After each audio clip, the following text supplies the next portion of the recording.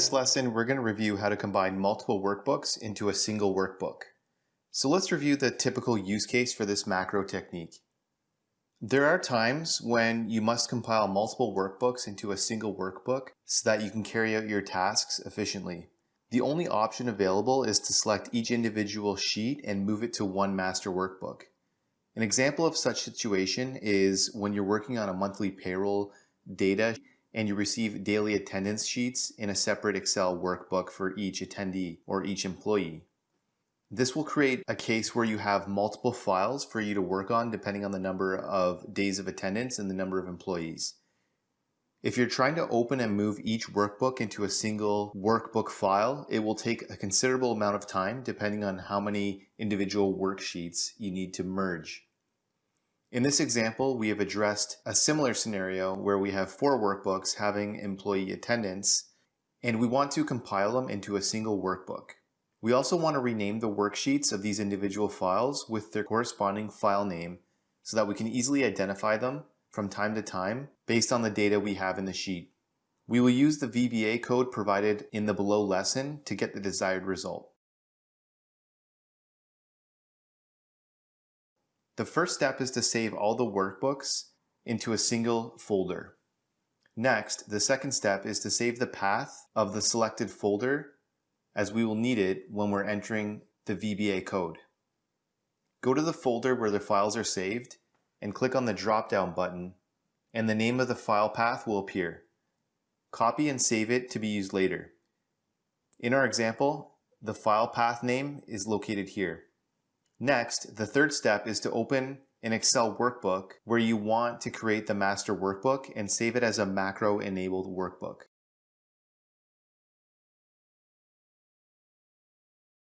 The fourth step is to enable the Developer tab in your Excel if you don't already have one.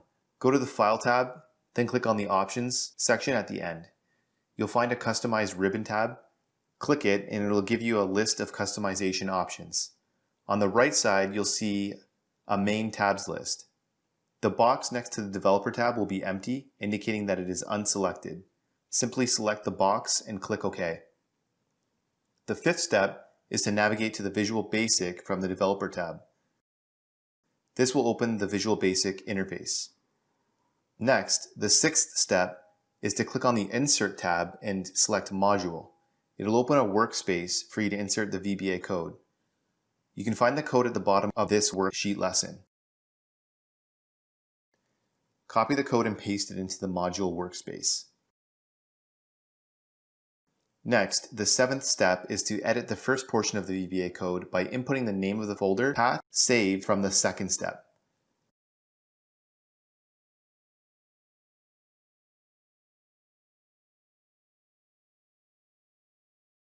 Then either press F5 or click on the play button to run the code on your sample file. The master workbook will now have all worksheets from the individual workbooks, and the worksheets will be named with their corresponding file names. We'll now explain each layer of the VBA code so that you can understand how the VBA code syntax works to get the desired result in this lesson. The first layer in the code is the instruction to Excel to locate the path of the file that we want to further work on.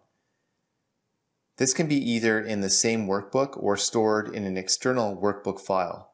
In our example, we had all of the files saved in a separate folder, and we searched for the path name in the drop-down of that specific folder. It's important to note that in the end of the file path name, there should always be a backslash before the closing of the double quotation mark. The second layer is instructing Excel to select all the files in the path which contain .xlsx as an extension. The third layer is the start of do while instruction. It is a series of instructions to Excel to perform a task based on a criteria, and then it is closed with a loop instruction.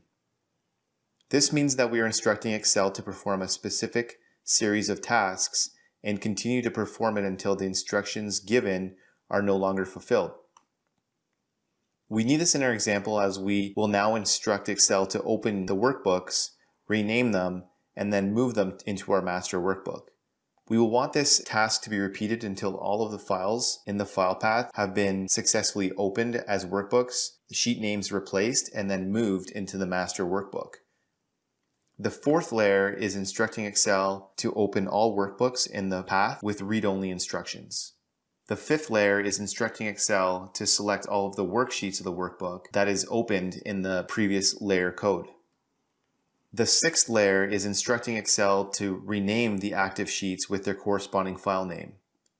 It uses the left function to extract the file name.